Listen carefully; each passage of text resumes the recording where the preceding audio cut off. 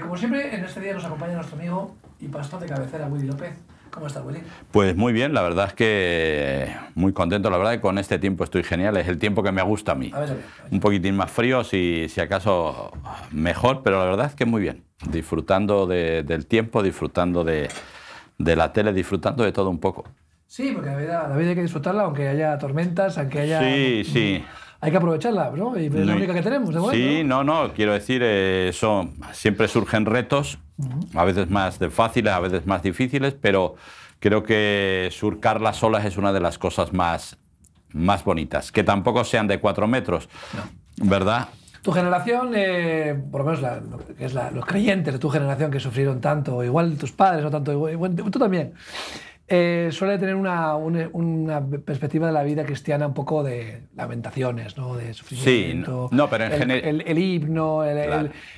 Y mi generación somos un poco más fiesteros. Ahora Claro. ya la nueva generación quizás se ha desfasado demasiado, Claro. pero hay que encontrar ese equilibrio, ¿no? Aunque en tiempo de duros, de tristeza, hay que buscar siempre el lado positivo, ¿no? De la esperanza que nos da Dios, ¿no? La salvación. Claro. ¿No? Sí, no, la verdad es que en general yo soy de la generación boomer, mis padres fueron de la generación posguerra, que fue mucho más dura, lógicamente, que la mía. Nosotros sufrimos, yo viví los últimos tiempos del gobierno de Franco y entonces sufrí persecución y todo lo demás. Yo todavía me dio tiempo a vivir eso. Mis padres, lo que pasa es que yo sí veo en las personas mayores que tienen una sensación muy negativa de la vida. Tal vez nunca pudieron disfrutar. Todo fue trabajar, todo fue esforzarse, todo. Entonces había como una pequeña liturgia, ¿no? Trabajabas un montón para poder traer un sueldo a casa, después te ibas al bar, bebías a unos más, otros menos, subías a casa de mal humor, te acostabas y hasta el día siguiente. Entonces eso ha sido, por desgracia, un poco su vida. Y eso es un poco, ha marcado un poco. La nuestra no ha sido tan dura, pero sí hemos vivido, sí hemos tenido que surcar olas, olas fuertes. Se cumple un poco, ¿no? Ese famoso dicho que circula mucho ahora, ¿no? Hombres fuertes crean tiempos buenos tiempos crean hombres débiles crean malos tiempos, ¿no? Claro. Como que es un ciclo, ¿no? Hay un ciclo Sí. de prosperidad, quizás, de auge, en el que unas personas han tenido que sacrificarse, entregarse, que crean condiciones buenas. Claro, a veces está el error, ¿no? De no, yo no quiero que mi hijo sufra lo que yo he sufrido. Claro. Pero claro, el sufrimiento que tú tuviste te ha moldeado, digamos, Sí. en lo que tú eres ahora. Claro. Si tú le das a tu hijo o tu nieto todas las facilidades, todas las comodidades del mundo, pues él no va a valorar o no va a forjar un carácter claramente como el tuyo. Entonces hay que encontrar ese equilibrio, ¿no? Quizás ni un extremo ni el otro, qué difícil es, Claro. ¿no? Sí, no, se hace complicado. O sea, tú ahora a un joven de 18 años plantearle la posibilidad de casarse, vivir su vida independiente, ganar su propio dinero, etcétera, etcétera, etcétera, o sea, le queda años luz. O sea, ni se lo plantea, ¿no? Entonces, claro, mi generación, pues yo con 15 años ya salí a trabajar y con 18 para 19 ya estaba casado. Es decir, el gran problema es lo que hablábamos tú y yo el lunes un rato, ¿no? Que todo el mundo alardea, ¿verdad?, de esta generación, son nativos digitales y todo esto, y la gente alardea. Y es lo que hablábamos tú y yo, la realidad es que no. La realidad es que los nativos digitales fue tu generación. La mía todavía, yo llegué un poco más tarde, llegué un poco más tarde, pero la tuya fueron los nativos, es decir, cuando aquellos Hamstram, aquellos Que primeros... había que cacharrear tanto, claro, para sacarle el jugo, claro, ¿no? cuando te decía cuando Word tenía 12 disquetes de 3,5 y te decía... Y te fallaba el 11. Claro. El 11 no lo leía y tenías Claro, que empezar desde el principio. Claro, entonces te decía, para corregir ortografía, inserte el número 4.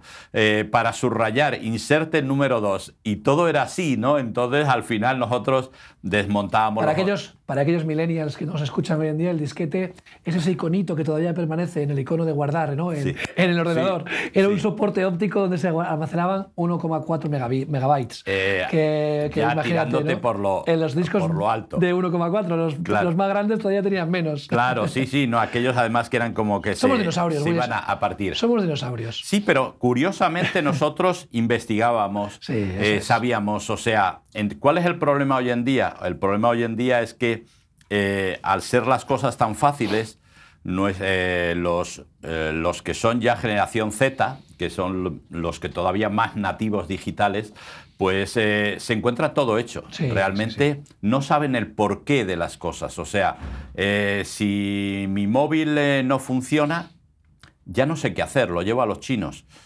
O algún sitio donde me lo reparen. El fabricante tampoco te permite repararlo. Claro. Antiguamente tú podías abrir el ordenador y podías despiezarlo y cambiarle la memoria. Ahora todo viene soldado y no hay reparación posible. Ni cambio de batería. Ahora no. Entonces quiero decir, pero nosotros investigábamos el porqué, ¿no? Nos podían dar una placa base y los diferentes elementos y montábamos un ordenador. Sabes que en los kibbutz en Israel, y yo sé que tú los has visto, los chavales así que son muy nerviosos, que son muy inquietos, los llevan a una especie de desguace que tienen ahí detrás y les ponen a desmontar lavadoras, ordenadores, frigoríficos, para que aprendan, ¿no? A desmontar, a volver a montar, a desarrollar la curiosidad por saber cómo funcionan las cosas. Para arreglarlas, a veces las destrozas más que arreglarlas, pero estás en la investigación y agitas mucho esa inquietud que ahora lo que está haciendo esa inquietud es cada vez más apagada. Claro. No hay curiosidad, porque todo lo tengo a la palma de la mano. Hay curiosidad controlada, es decir, y para eso funciona TikTok, para eso funciona Facebook, para eso funciona Instagram y otros, o sea, y ahora mismo la inteligencia artificial. La idea es que tu iniciativa, que tu creación, que tu creatividad esté controlada y la tengas que manejar. La nuestra no. Bueno, la mía es más antigua, ¿no? Quiero decir, la mía antes de los ordenadores, pues nos hacíamos cabañas con 4 palos y 3 tablas que encontrábamos, hacíamos hogueras, asábamos patatas, era un tema, pero desarrollaba nuestra creatividad. A veces descontrolada, porque hacíamos cosas indebidas, ¿no? Pero desarrollaba. Ahora no, ahora ¿tienes creatividad? Sí, pero tienes que dirigirla hacia cierto punto, ¿no? Y hablando de todo esto, me viene a la cabeza el salmo que por radio dimos el miércoles pasado, ¿verdad? Y es acerca del Salmo 42.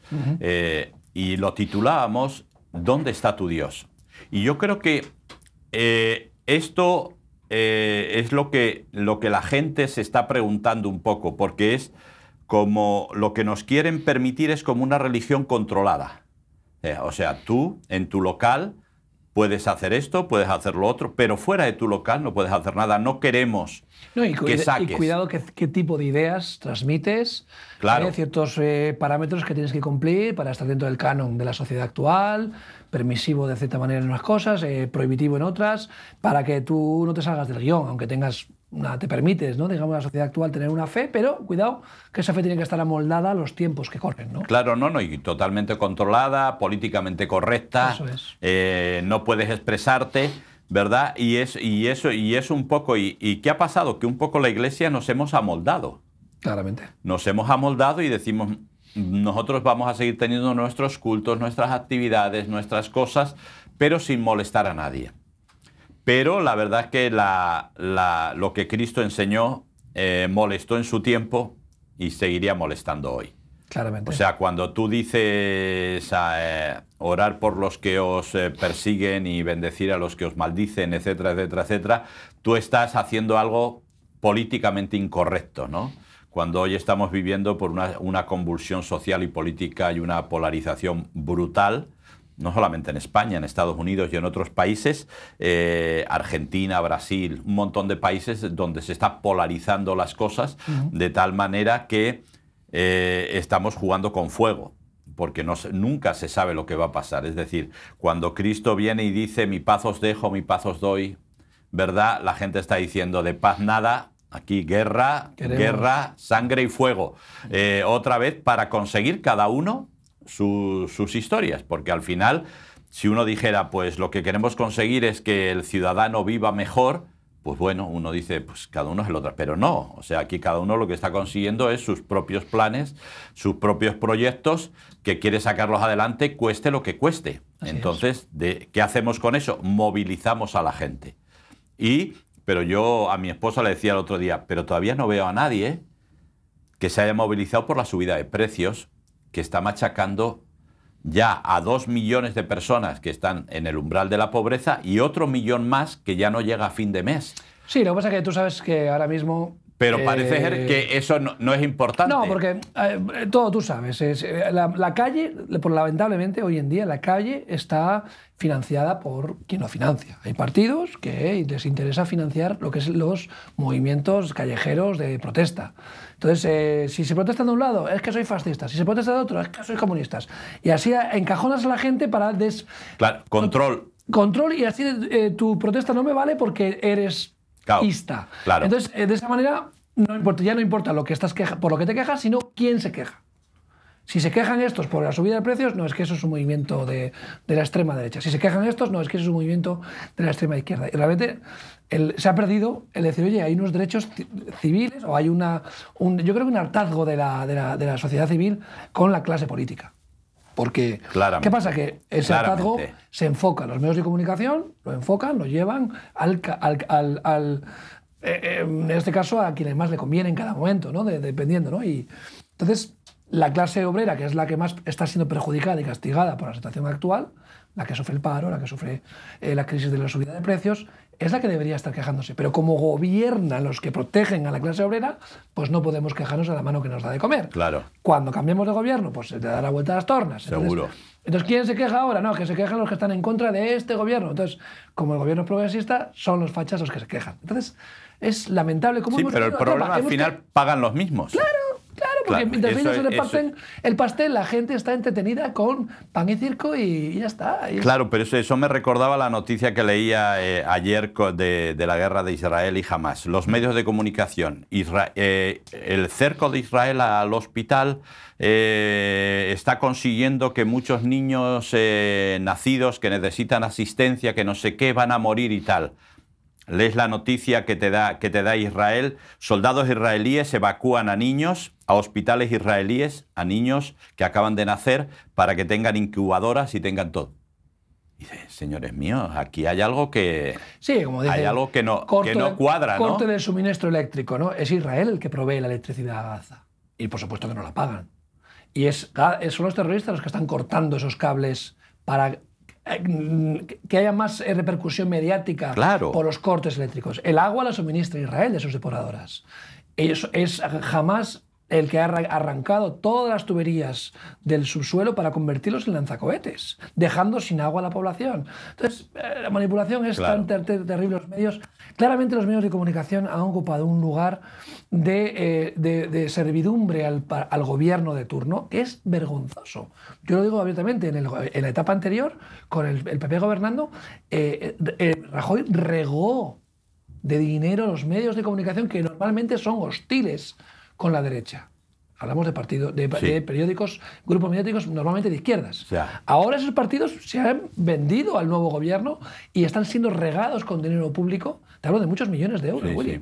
Medios de comunicación que estarían en bancarrota si no fuera por el gobierno de turno que los alimenta. ¿Por qué hay ese interés en mantener medios de dinosaurios, como son periódicos en papel o en formato árbol muerto, como dice por ahí? ¿Por qué hay ese interés en mantener vivos esos medios de comunicación?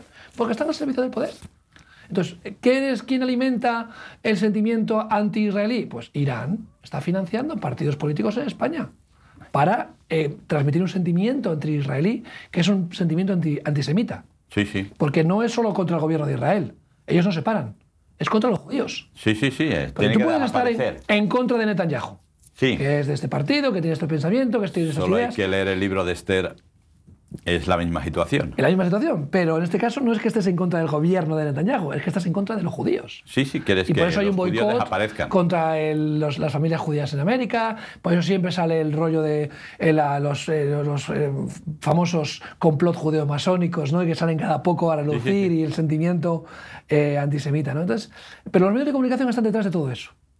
Y cómo manipulan. Una cosa que han hecho los medios de comunicación alemanes, siempre con ese complejo, ¿no?, que tiene Alemania, ¿no?, con respecto a la herencia. Sí, claro, tiene todavía un sentimiento de culpa. Han hecho del Holocausto. un pacto de no agresión contra Israel para no favorecer los intereses de Hamás. Claro. Entonces, yo no sé hasta qué punto los medios de comunicación tienen que pactar una línea política o una línea ideológica. Y los medios de comunicación tienen que informar, punto. Y además tienen que ser acicate del gobierno actual. Los medios de comunicación tienen que estar supervisando al poder político que esté... Que haya de turno. Que haya de turno. Y me da igual que seas un medio de comunicación con cierta ideología.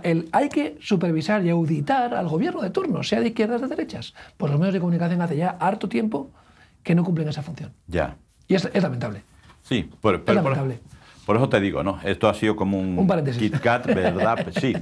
Pero porque eso, quiero decir, porque todo este ambiente, lógicamente afecta a la Iglesia. Y todo este ambiente afecta al sentir de la gente de, bueno, ¿dónde está tu Dios, no? Entonces yo le digo, mira, el tema de las elecciones, Dios no.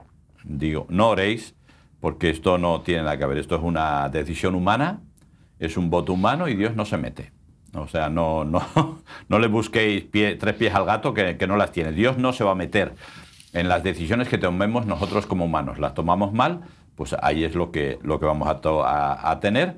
Lo que las tomamos bien, pues iremos mejor. Digo, pero al final siempre lo que tenemos que buscar es que todas las personas que viven en un país sean respetadas y tengan lo suficiente para vivir dignamente. Digo, me da igual, esté quien esté. Si vamos a la Biblia... Y porque si no, al final... Claro. En la Biblia habla de... Hay unas leyes para el pueblo de Israel, son claras y muy estrictas, son, vamos, de la élite. O sea, Dios le pone una regla que es imposible de cumplir. Solamente Jesús pudo cumplir esas leyes, ¿verdad? Una plomada de tantas exigencias que, vamos, que no... Pero sin embargo, a las naciones, Dios no le pide lo mismo. Se habla de las leyes de Noé, ¿te acuerdas? Se comenta, pero la Biblia nos enseña que Dios a las naciones, a los gentiles, les pide que gobiernen con justicia. Sí.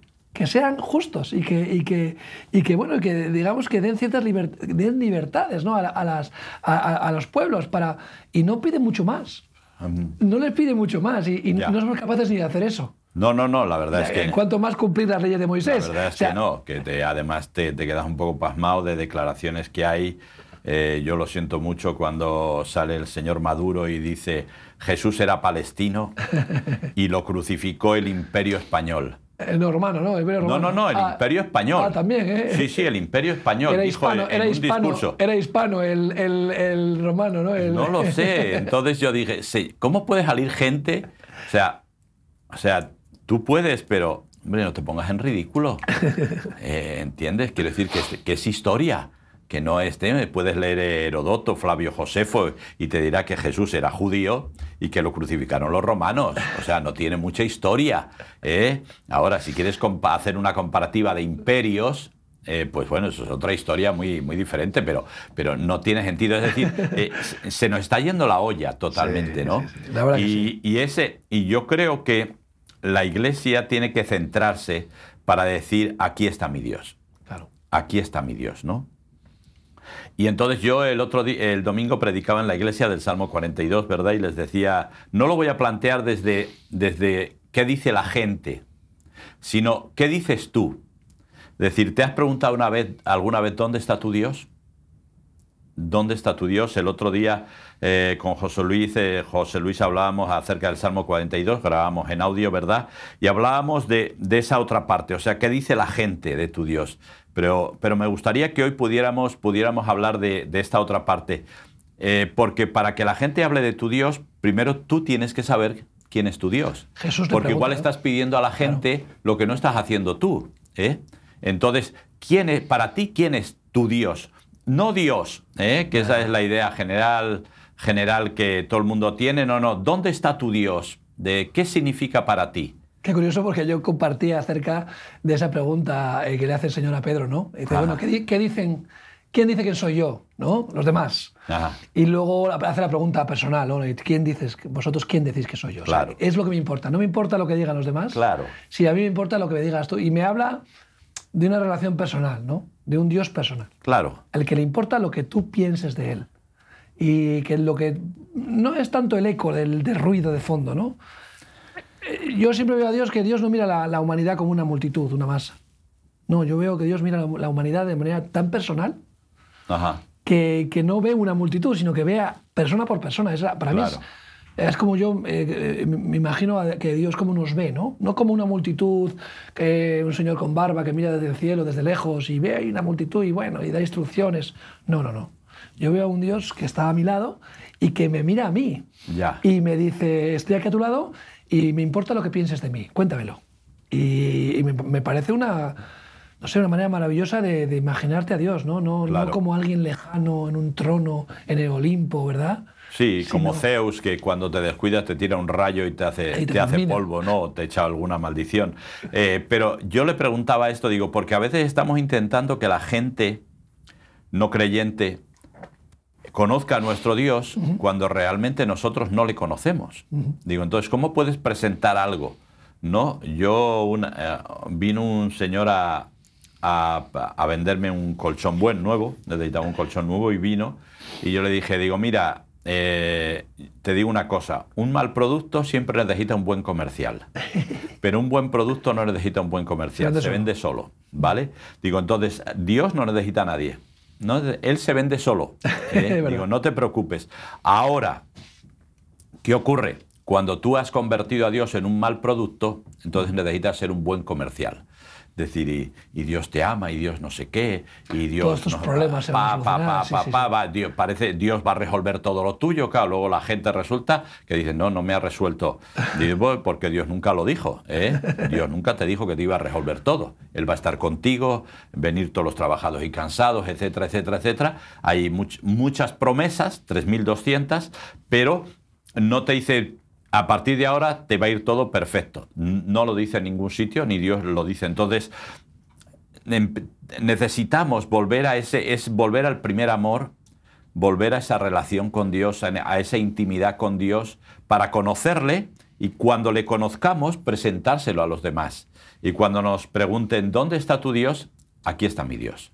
Este es mi Dios, ¿no? Entonces, no es todo perfecto, no es todo fantástico. Tenemos que surfear, tenemos que surcar las olas, pero siempre está conmigo. Sí. Es decir, cuando Pedro se baja de la barca, las olas no se calmaron, siguieron altas, daban miedo, pero Jesús le dijo, si quieres, ven a mí. Entonces, tuvo miedo y se hundió, eso puede pasar a cualquiera, Jesús lo sacó y ya está. Pero que nadie piense que lo primero que va a pasar cuando Jesús te diga eso es que todo se va a quedar plano como el mar para que tú camines, no. Las olas siguieron. Entonces es importante, yo le decía esto, tenemos que volver a esa intimidad con Dios. Hoy en día tal vez tenemos tanta gente en las iglesias con liturgia, con religión, y hace falta que se levante esa gente pues del primer siglo sobre todo, en lo que llamamos la iglesia primitiva, donde se jugaban la vida, se hacía falta lo que hiciera falta y conocían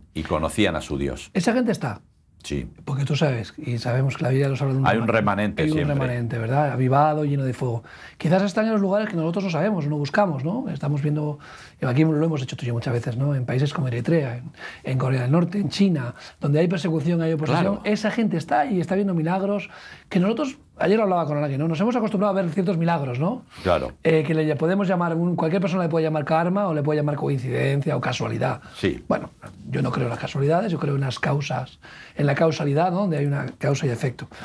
Y a veces nos hemos acostumbrado a ver ciertos milagritos en nuestra vida, donde, bueno, convivimos con ciertas cosas del Señor, pero hemos perdido quizás esa emoción, ¿no? De búsqueda, de... ese milagro especial, ese bautismo de Espíritu Santo arrollador, ese fuego, ¿no? Y vivimos una vida como rutinaria, como el que le da el botón y se enciende la luz y no sabe qué hay detrás de ese botón, para cuando tú le das el botón. Y a veces vamos un poco así, ¿no? Nos hemos acostumbrado un poco a la presencia del Señor como que, bueno, Yo llego aquí, sí, no, y además, doy un botón y claro, se entiende. pero si toda esa situación nos produce un poco de serotonina, de dopamina y todo lo demás, o sea, nos sentimos felices, Sí. pues genial, y ya nos conformamos, ¿no? Entonces, claro, yo digo, ¿por qué en África sí se ven milagros y en España no? Digo, muy sencillo, porque aquí en España tenemos seguridad social. Digo, es así. Sí. Entonces nuestra confianza está puesta más en el médico que en Dios. Esto es una realidad. Entonces en África se tienen que agarrar de Dios porque no hay más. No hay más. Entonces, ya digo, Luis Alfredo, cuando hablaba con él el otro día y me dijo, me dieron 4 infartos, y el problema no es que me dieran 4 infartos, es que no había nadie, no había un sitio donde alguien me tratara. Fue en África, además, pasó. Sí, en África, por eso. Entonces dice, claro, yo deseando venir a España porque por lo menos sabía que en España me iban a tratar, y de hecho lo trataron, ¿no? Entonces, pero quiero decir, esa gente se agarra, y a veces se pasa lo mismo en América Latina. No, ¿por qué? Digo, claro, es que, o en países de Asia. Digo, ¿por qué? Porque aquí tenemos otras confianzas. Y entonces, ¿qué hacemos? Nos vamos a la iglesia a sentirnos bien. ¿Cómo nos sentimos bien? Pues que la predicación sea de acuerdo a lo que yo pienso, que la alabanza vaya en la línea de lo que yo siento, y que si me hacen algún reconocimiento, pues fantástico, O ya sea, salgo feliz. Yo, mi, me, Claro. ¿no? O sea, Sí, todo gira en torno a claro. mí, a cómo me encuentro, a cómo pienso. Esta es la a cómo- realidad. y al final no es un culto al Señor, entonces es un culto a ti mismo. Claro, Como pero- el que va al gimnasio, va Claro. a cuidar su cuerpo, y en este caso, bueno, tú vas a la iglesia a cuidar tu alma, ¿no? Pero Claro. realmente no estás buscando la voluntad de Dios, porque uno cuando va a la iglesia no es para edificarse a sí mismo, sino es para edificar a los demás y para tener comunión con el Señor, ¿no? Es que hemos convertido esto en un circo más, ¿no? Claro, pero y ese es el gran problema. Por eso yo a veces, tú que estás en la alabanza y que sabes más de esto que yo, ¿verdad? Yo le digo a la gente, hemos perdido aquellos coritos antiguos que hablaban solo de Dios. Ahora la mayoría de los coritos que yo oigo, que a muchos han sido traducidos del inglés y tal, tienen que ver con lo que Dios me puede hacer a mí. Entonces, claro, y están bonitos y están bien, y no digo absolutamente nada, ¿no? Pero echo de menos esos coritos donde solamente el centro era Dios, ¿no? Y eso nos lleva un poco a los primeros versículos del Salmo 42. Que, por cierto, es uno de los... Sí, es un himno, un clásico en... Como el ciervo brama por las corrientes de las aguas, así clama por ti, oh Dios, el alma mía. Mi alma tiene sed de Dios. Me sale hasta la canción y todo. Sí. Del Dios vivo. ¿Cuándo vendré y me presentaré delante de Dios? Fueron mis lágrimas, mi pan de día y de noche, mientras me dicen todos los días, ¿dónde está tu Dios? Ese es el verso 3, que ahí es donde lo que hemos hablado antes, pero el verso 1 y 2 lo que nos habla es de desesperación. Yo le contaba, digo, yo como soy muy de campo, pues he escuchado bastantes veces la famosa berrea de los ciervos en la Sierra de Cazorla, en el norte de Jaén y todos esos sitios. Digo, bueno, pues cuando ha habido un verano, una primavera y un verano muy seco, la berrea de los ciervos es la misma que cuando hacen esto, que es para el celo, ¿no? De las hembras, pero es la misma, o sea, se oye a kilómetros la desesperación por encontrar agua. Y yo le decía a la iglesia, digo, yo creo que hemos perdido, y yo me pongo el primero, lo que la Biblia nos llama el primer amor, ¿verdad? Y que esa desesperación por la presencia de Dios. El gemido, ¿no? Porque la palabra habla de gemidos, claro, esa habla de desesperación. clamor, de un llanto, ¿no? Claro, esa desesperación, como yo le digo a la gente, cuando vas, tienes prisa, tienes una dificultad, tienes que salir para un sitio rápido y por más que buscas las llaves del coche no las encuentras, te desesperas. Entonces, o sea, eso multiplicado, una desesperación, yo creo que la gente le gustaría ver, la gente no creyente le gustaría ver en los creyentes una desesperación por la presencia de Dios. Claro, el problema es que no tenemos esa desesperación porque llenamos ese lugar con otras cosas. Claro. Que no nos satisfacen tampoco, pero estamos siempre con alternativas. Dice, he perdido la llave del coche, pero no te preocupes que tengo una copia. Claro.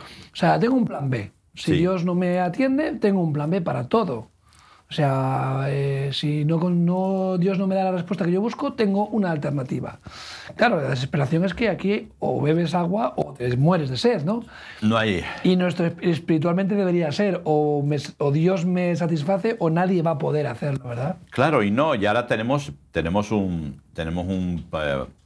hándicap añadido, ¿no? Es decir, puedo entrar en YouTube y puedo encontrar la predicación que me satisfaga. Claro. Es decir, entonces, claro, si me predica mi pastor, pues no tiene lo mismo. Hay que seguir a los grandes predicadores que ahora mismo están en YouTube, ¿verdad? Y eso me satisface. Y como eso me satisface, ya no busco más. Es decir, cuando el Salmo 42 lo que te está llamando es a buscar, a buscar, a buscar. ¿Y quién es el único que satisface? Pues la palabra es clara, ¿verdad? ¿Verdad? Y el que le dijo a la samaritana Jesús, ¿verdad? Si tú bebieras del agua que yo te dé, nunca más volverás a tener sed. Vuelve a decir, ¿verdad? En el último gran día de la fiesta, ¿verdad? Que por costumbre se volcaban 8 cántaras de agua que rodaban por todos los sitios, y Jesús habla de sedientos. Venid a mí los sedientos, y yo os daré de beber. Es decir, el único que puede satisfacer, lo siento mucho, yo predicando no, y ninguno de los grandes predicadores, no soy tú, pero ninguno de los grandes predicadores de YouTube pueden satisfacer. El único que puede satisfacerte es las palabras de Jesús. Jesús hablando. Y para eso, Mateo 6 nos enseña muy claramente, cuando vayas a orar, cuando vayas a estar en intimidad, métete a lo profundo. Que nadie te vea, que nadie se entere, ¿verdad? Pero métete a lo profundo y Dios, que ve ahí en lo secreto, no te preocupes, que si tiene que recompensarte, Él lo va a hacer. Pero métete en lo secreto. Hoy en día no se lleva lo secreto. No. Las redes sociales están precisamente para evitar lo secreto, ¿no? Creo que es una cosa muy extraña ver, por ejemplo, algún actor o alguien famoso, ¿verdad? Que nadie sabe nada de su vida personal, nadie sabe nada prácticamente. Hay muy pocos. De hecho, cuando salen por noticia, pues nadie sabe nada. Sí. Entonces, lo normal es que todo tenga que salir, ¿no? Para eso está Instagram, Facebook, TikTok, sí, un montón de redes sociales, para que todo el mundo sepa. La ley de este mundo es, si no lo ve nadie, no lo has hecho. Claro. Entonces, realmente la mentalidad dice, bueno, si no voy a desperdiciar una buena acción sin hacerme eco de ella, ¿no? Claro. O sea, hay gente que incluso tiene buena motivación, dice, bueno, hago la buena acción, pero ya aprovecho y le doy repercusión, porque hasta esa buena acción, si buscas el aplauso, buscas el reconocimiento humano, pues ya pierde claro. Realmente el... Y Dios nos habla de, volvemos a lo de antes, la relación personal, íntima, en la que no hay intermediarios. Sí. El único intermediario es Jesús. Claro. No hay el pastor ni el cura. Nadie se interpone, está entre media de tú y Dios, solo Jesucristo. Entonces, claro, lo que la religión siempre quiere es decir, no, tú a través de mí. Control. Yo te controlo. Es control. Al final todo es control. Es increíble. O sea, los partidos políticos, los poderes fácticos, la religión, todo nos quiere controlar. Eso es. Es alucinante, pero fíjate que el salmista sigue desesperado diciendo, ¿cuándo estaré en tu presencia, no? Sí, lo además... dice con otras palabras, pero dice, ¿cuándo estaré en tu presencia? O sea, para él era una desesperación. De hecho, el salmista en otro salmo, ¿verdad? Dice, mejor es un día en tus atrios, no en el lugar santo ni santísimo, en tus atrios, en los atrios, sí. En la parte de fuera, que 1000 fuera de ellos, ¿no? Entonces, yo creo que cuando venga esa desesperación, esas ganas de buscar al Dios vivo, entonces yo creo que incluso tendremos que dejar de inventar cosas, ¿no? Porque ahora hay gente que me dice, ¿verdad? Willy, es que tal vez lo que necesitas en tu iglesia es un sistema de marketing para atraer a la gente. Digo, no te digo que no, pero creo que no. Digo, porque la iglesia tiene un componente espiritual. Digo, para las empresas, lógicamente, el marketing es obligatorio. Si no tienes imagen, no vendes, eso está claro. Pero la iglesia no tiene que vender, esa es la gran diferencia. La iglesia no tiene que vender, la iglesia tiene que mostrarle al mundo una cantidad de gente desesperada por la presencia de Dios. Simplemente. ¿Por qué? Porque todo lo demás, y Dios nos lo dice, ¿verdad? Dice, yo te voy a recompensar en público.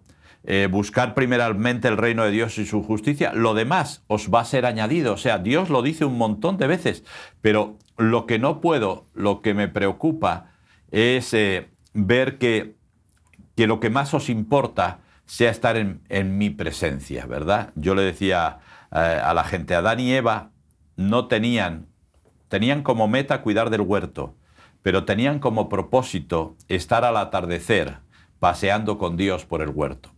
Dios bajaba todos los atardeceres a verles y a estar con ellos. Eso es realmente nuestro propósito. Entonces, hoy en día, ¿cuál es el gran problema? Que nos ponemos tantas metas que al final nos asfixian. Y al final las metas no son insaciables. O sea, te obligan a conseguir. Son buenas porque te hacen sentir bien, pero son insaciables. Es decir, hasta que no las consigues no paras. Y cuando consigues esa, ya te estás proponiendo otra. Pero yo le digo, por eso a veces nos ponemos metas de evangelizar, nos ponemos metas de tener una iglesia grande, un montón. Para mí son metas. Digo, ¿por qué son metas? Porque cuando vaya al cielo, ninguna de esas metas van a ser posibles. En el cielo lo único que se va a cumplir es propósito. ¿Cuál es? Intimidad con Dios. Digo, entonces, ¿qué es el gran problema? Es que estamos llegando a un punto, la iglesia, de que la gente de fuera no sabe dónde está tu Dios porque todo nuestro enfoque es conseguir metas. Y las metas, pues cada uno tiene su habilidad. Entonces, si a mí he tenido suerte y se han convertido 6 médicos, pues una de las cosas que voy a utilizar pues es tal vez tratar con gente, medicina familiar, etcétera, etcétera, ayuda social si tengo, etcétera, etcétera, etcétera. Y el que no tiene nada, el pobre, pues está un poco perdido ahí. Pero, sin embargo, eso está bien, yo le digo, eso está bien, pero la misma gente que Jesús sanó, que Jesús liberó, después, ¿verdad?, decían, crucifícale, crucifícale.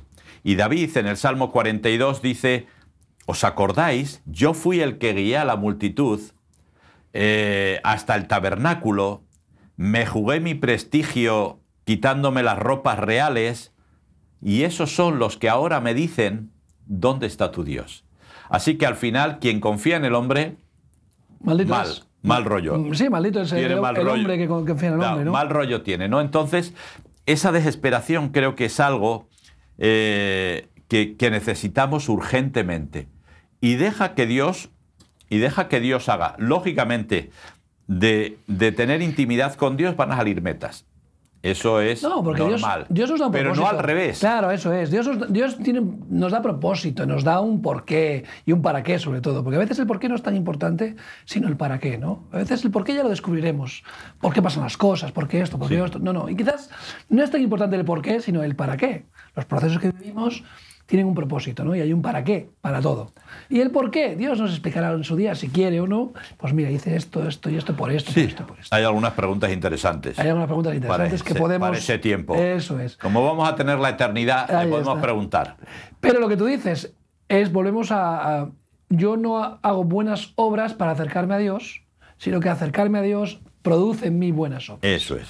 Yo no me salvo por obras, pero mi fe sin obras está muerta. Claro. Dices, oye, no es que por las obras voy a ser salvo, pero mi fe se manifiesta por las obras. Es que no puedo tener una fe real y que no sea manifiesta por obras. Claro. Sería una fe de mentira. Claro. ¿Cómo dices que amas a Dios y no amas a tu prójimo, ¿no? O sea, el evangelio práctico, puro y duro, básico, elemental, es una relación personal con Dios para tener una relación con nuestros semejantes. Yo creo que es simple, ¿no? Y perdemos a veces, ¿no?, esa brújula, ¿no?, que nos tiene que marcar un poco nuestra vida cristiana. Y decir, bueno, ¿para qué Dios ha muerto en la cruz?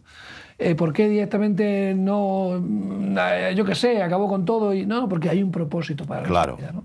Sí, no, y eso, por eso digo a la gente, que a veces gastamos mucho tiempo en metas y nos olvidamos del propósito. Ya digo, siempre el propósito va a ser, ¿por qué? Porque es lo único que vamos a tener en el cielo. Y esta tierra, en parte, nuestra vida cristiana en esta es una preparación para lo que vamos a tener en el cielo. ¿Y sabes qué te digo? Que las metas producen ansiedad. Sí, sí, claro, son insaciables. Porque son insaciables. Porque cuando la alcanzas, dices, ¿y ahora qué?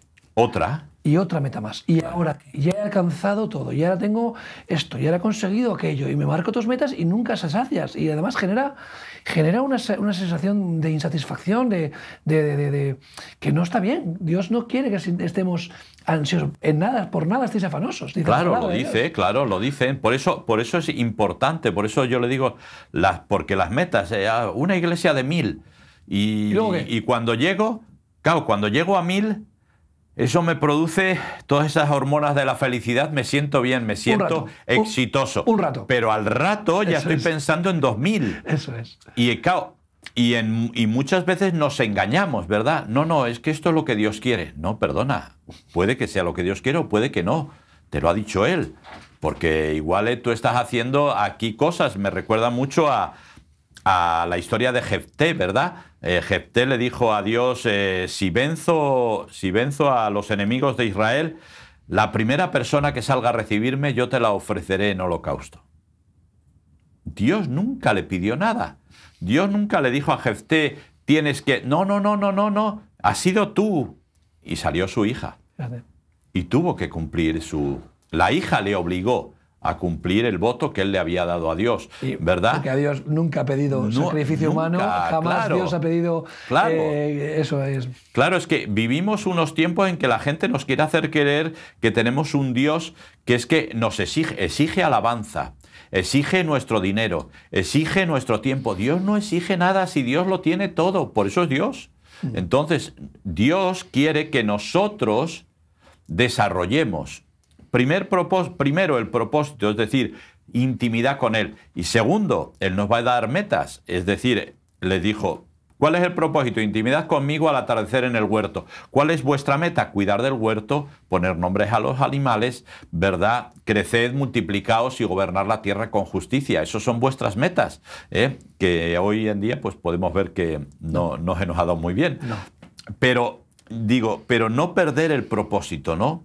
¿Por qué? Porque al final las metas lo que consiguen es lo que dice en el verso 5 y en el verso 10.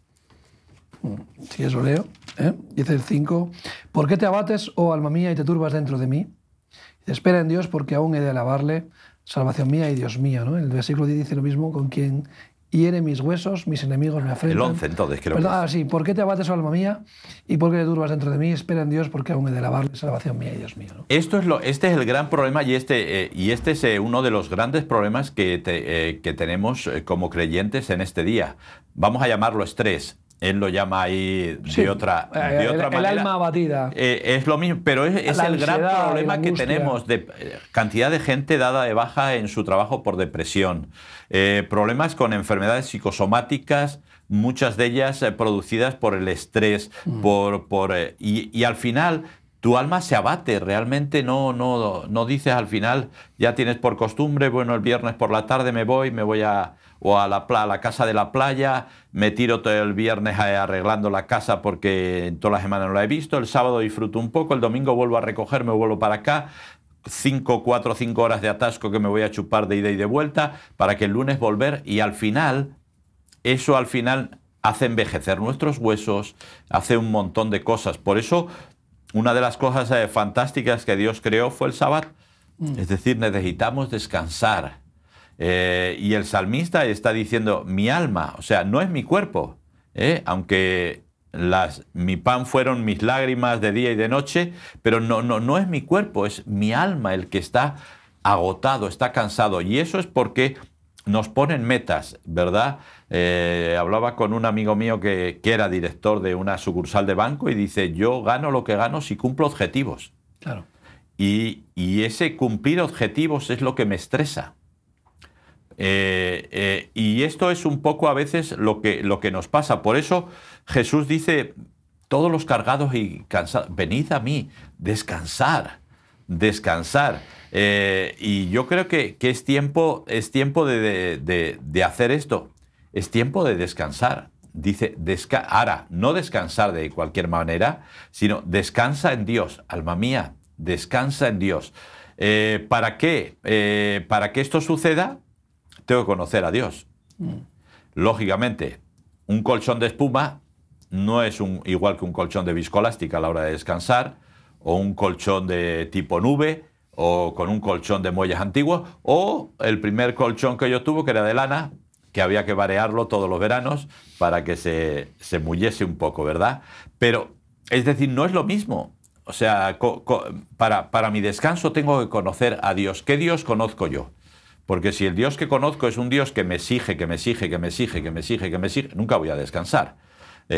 O si es un Dios que no me dice nada, pues tampoco voy a descansar porque voy a hacer lo que me dé la gana. Entonces, al final, el salmista nos dice, contra la turbación, contra todo este problema de cansancio, es tiempo de descansar en Dios.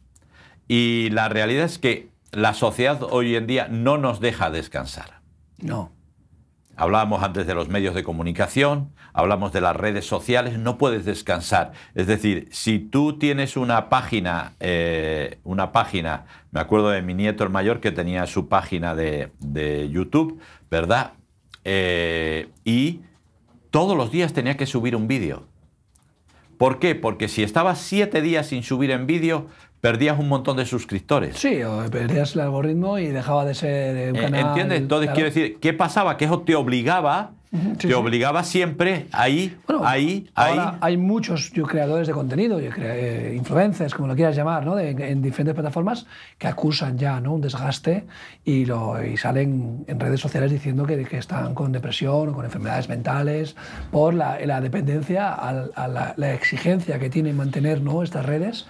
Y cómo YouTube, otras plataformas, exigen, ¿no? Y te demandan esos objetivos para mantener la rueda funcionando, ¿no? Entonces, en el momento que bajas la guardia, se acusa mucho, ¿no? Cuando tú vienes al señor Willy, y esto yo creo que es de las primeras cosas que yo he visto, ¿no? En las personas que realmente tienen un encuentro personal con Dios, dice, esa primera noche dormí como un bebé. Como un bebé. Bueno, depende de qué bebé también, pero bueno, como un angelito, ¿no?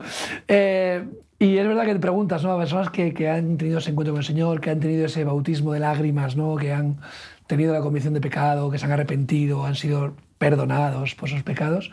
Y dice, esa noche dormí como, vamos, increíble, como hacía décadas, ¿no? Sí. Y es impresionante ese shalom, ese descanso que hemos hablado aquí. Shalom es uno de los nombres de Dios también, que incluye el Shaddai dentro. Es el reposo, pero no el reposo de dormir bien, como tú dices, sino el reposo de descanso. El descanso. Claro, o sea, de quitarte una carga. O sea, de esos como ahora hablan, ¿verdad? De que todos llevamos una mochila. Sí. De quitarte la mochila y poder descansar. La verdad que para mí, ¿por qué? Porque el salmista al final lo que le da a su alma es una esperanza. Volveré a alabar a Dios. Volveré a alabar a Dios. Y yo creo que eso es algo que la gente necesita escuchar, esperanza. Hoy con todas estas historias que están pasando y tal, la gente está un poco desesperanzada. Y necesita Por eso cuando la gente nos pregunte dónde está nuestro Dios, tienen que ver a alguien que tiene esperanza, que es feliz a pesar de las dificultades y de los problemas y de las situaciones complicadas, que tiene propósito y que tiene metas, ¿verdad? Y tenemos que tener cuidado, ¿verdad? Porque a veces yo comentaba el otro día, digo, la cantidad de deportistas, sobre todo de élite, que se han tenido que dar de baja. Sí, sí. Porque no pueden.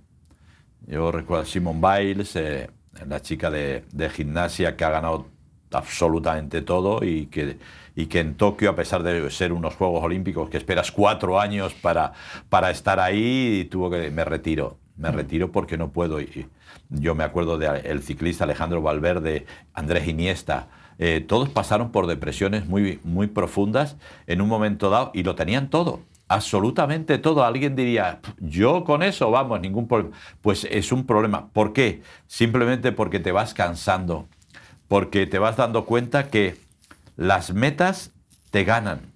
Las metas te ganan y al final asfixian tu vida. Entonces, volvemos a decir y vuelvo a decir, metas sí, pero que provengan de un propósito claro, ¿no?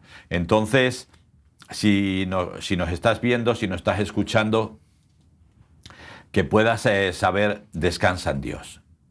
si tienes el alma turbada, si estás mal, si te sientes cansado, si te sientes agobiado, descansa en Dios. ¿Por qué? Y deja que Dios haga las cosas. Es decir, no es una cuestión de meditación ni de buscar tu yo interior. No, al revés. Es cuestión de buscar al Dios exterior.